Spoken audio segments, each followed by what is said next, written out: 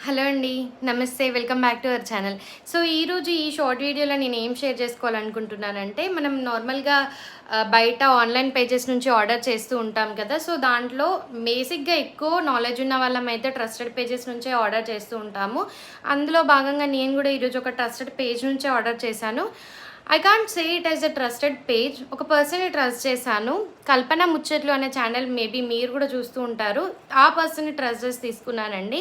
ఎందుకంటే తనే ఓన్‌గా డ్రెస్ ఓవర్ అయ్యి వీడియోస్ షూట్ చేస్తూ ఉంటుంది.